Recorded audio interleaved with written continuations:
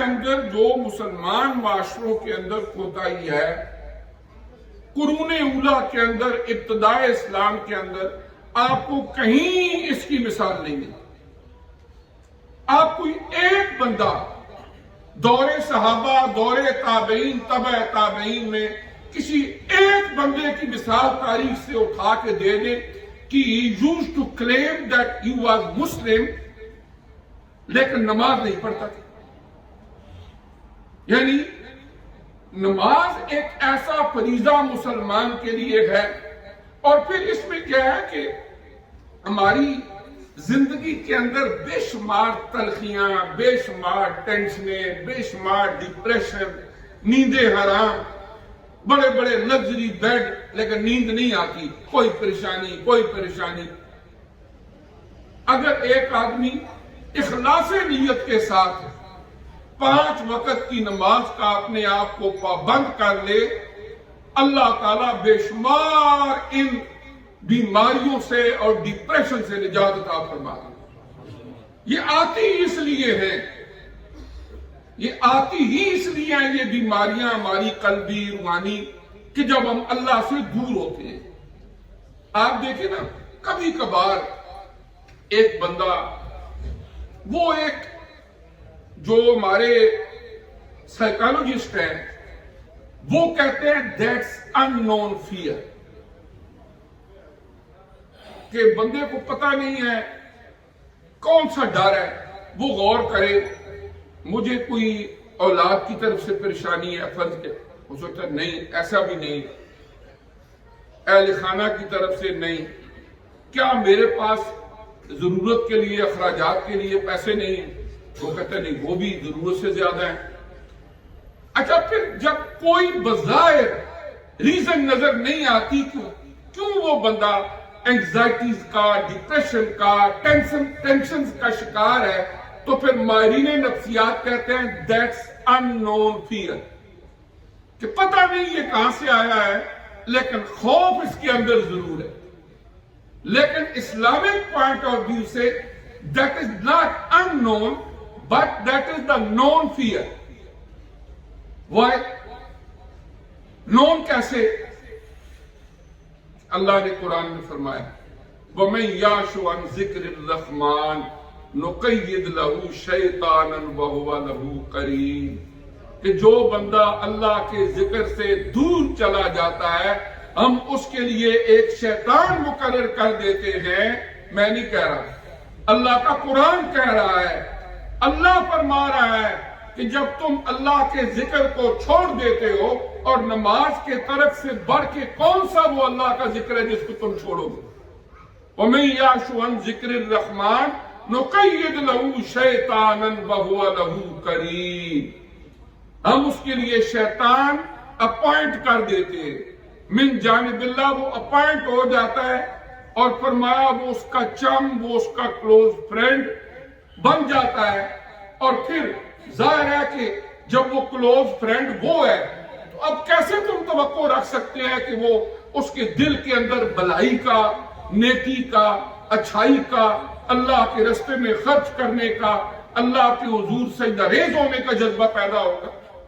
اور جب اللہ تعالیٰ ایک بندے سے ناراض ہوں، رزق نہیں چھینتے، روٹی نہیں چھینتے، آکسیجن نہیں چھینتے، یہ نہیں فرشتوں کو حکم دیتے اس بندے کی آکسیجن بند کر دو مر جائے، نو، اللہ تعالیٰ سجدے کی توفیق چھین لیتے۔ رزق ہو سکتا ہے دوسروں سے بھی مقابلے میں بھی زیادہ ہو۔ فرعون جب مرا تھا اس وقت بھی وہ ٹریلینئر تھا، اس لیے کہ وہ اسی بادشاہی کے دور میں ہی موسیٰ علیہ السلام کا تعاقب کرنے کے لیے بحر احمر کے قریب آیا۔ جب اللہ نے رستے بنائے وہ بھی اندر چلا گیا، اور مڈل میں جب پہنچا تو پانی مل گیا، موسیٰ علیہ السلام آگے گزر گئے اور وہ وہاں ہی غرق ہو گیا۔ تو جب مرا تھا اس وقت بھی ٹریلینئر تھا۔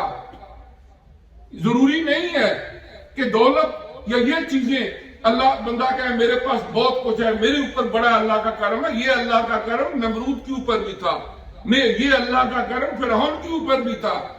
اصل بات یہ ہے کہ یہ سوچو کہ اللہ کی ناراضگی کا معیار اگر ٹیسٹ کرنا چاہتے ہو تو کیا اللہ نے تمہیں 5 وقت اپنی بارگاہ میں جھکنے کی سجدہ ریزی کی توفیق دی ہے کہ نہیں؟ اگر وہ چھن گئی ہے تو سمجھو اللہ مجھ سے ناراض ہے، اللہ مجھ سے ناراض ہے۔